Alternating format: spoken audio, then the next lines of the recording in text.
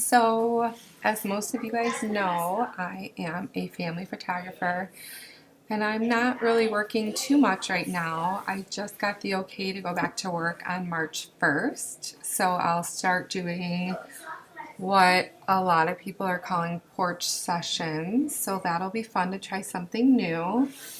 But in the meantime, I wanted to have some fun with my kids. So, I took these cute pictures of the kids today in front of this fun rainbow wall that we made on our window. But I really like this one of little Mabby, so I thought I'd show you guys how to edit it. I love teaching, and I know I've talked to a few of you guys about this. So since we're all bored and have nothing to do, feel free to message me, and I would love to talk to you guys about photography.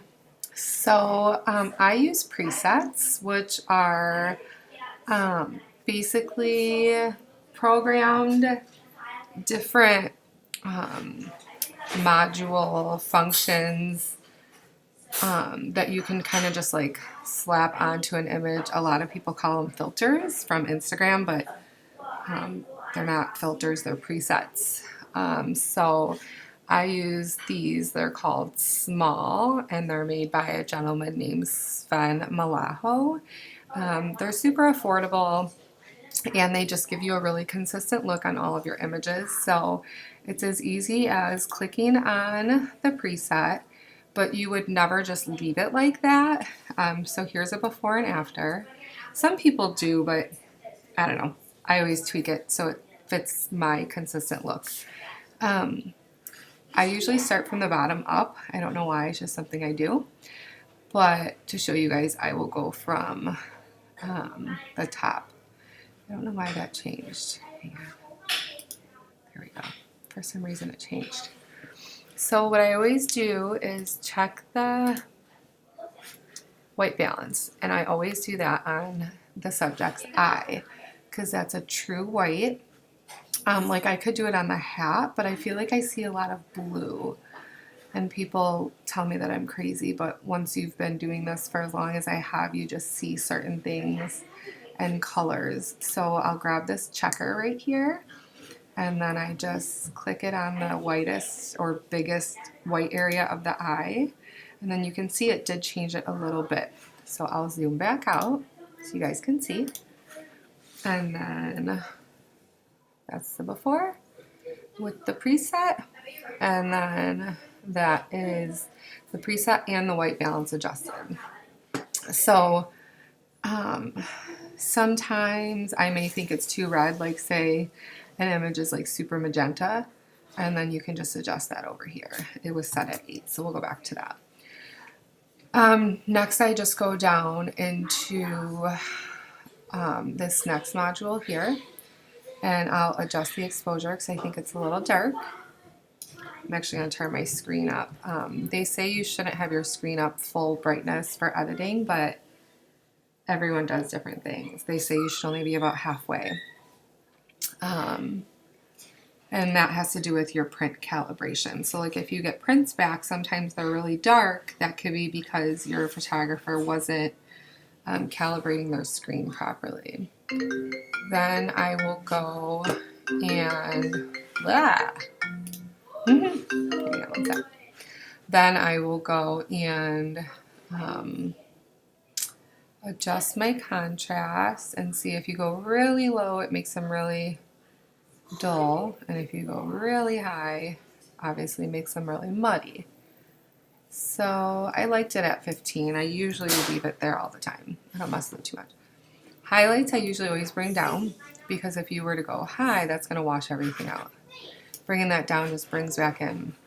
When you shoot with a subject against a window, it's really, really hard to keep things crisp. Shadows, if you go up, it's going to wash them out. If you go down, it's going to darken them. So I actually liked it kind of where it was at, and I just like play with these and kind of just pull them back and forth. I like it right there. So yeah, that's exactly where it was. Whites, I usually don't play with too much, but that's a good way to brighten it without bringing up your exposure. So let's see. Oh, yeah, I guess I did like to change it. I'm just going to go to 0. I'm like a round number girl. Blacks.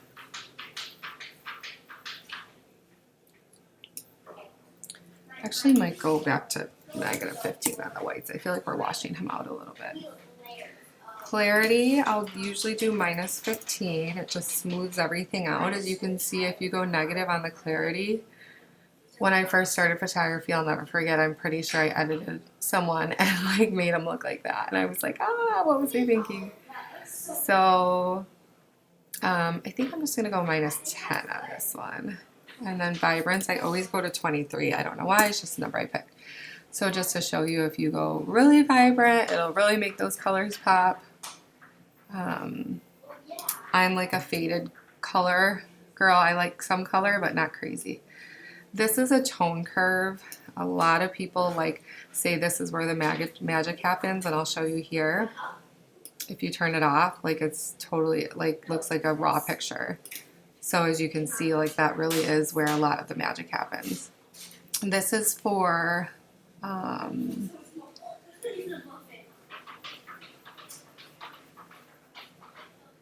you get a lot of I can't think of the word right now. Matting. Sorry, I had a blank there. I personally don't like matting, so I think it's a fad right now, so I lower it to 12.5%. Again, it's just the number that I found. Saturation, I always change this to -20 because I like a little bit of red, and you can see that changed right here. See, I undid it. I'll redo it. -20. Brings it back in. And then I want to bring these purples to 0 because I want the purples in the corner there to pop. And then see if you take that all off. See the color changes that had there. I think I want to brighten up these yellows a little bit too, but you got to watch because it might change his skin color a little. I think it actually, I don't think I'm going to go to 0. I think I'm going to go to -20. There we go. I don't ever mess with split toning. I usually sharpen up to 65. And then I do enable profile corrections and pull the distorting down to 0. What this does is takes off any natural vignetting your camera will apply. Grain, I like a little bit of grain, and then I don't usually mess with this. So the only other thing that I might do is smooth out his skin just a little bit, and you can do that by clicking here, and I always like to see what I'm doing.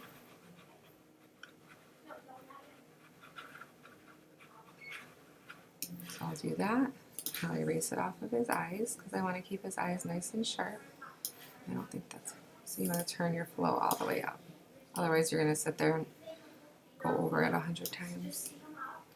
Another place you don't want to smooth is like over the nostrils and then the lips. You want to keep the lips the way they are. So you could take the red off and see if you like that or not. So before, it just did a little bit of smoothing, and that's really all I want.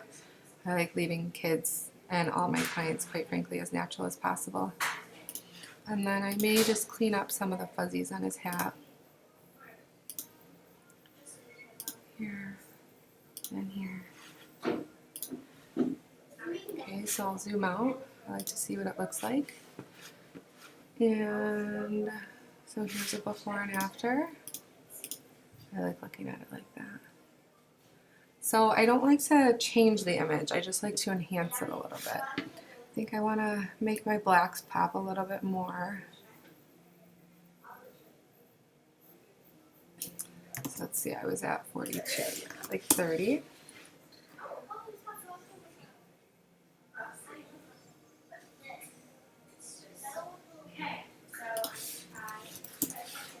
Yeah, I think I like that.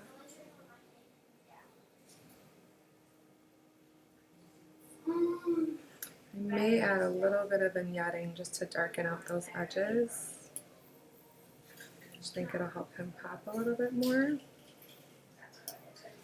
There, I'm happy with that. So I like to click back and forth. Here's the after.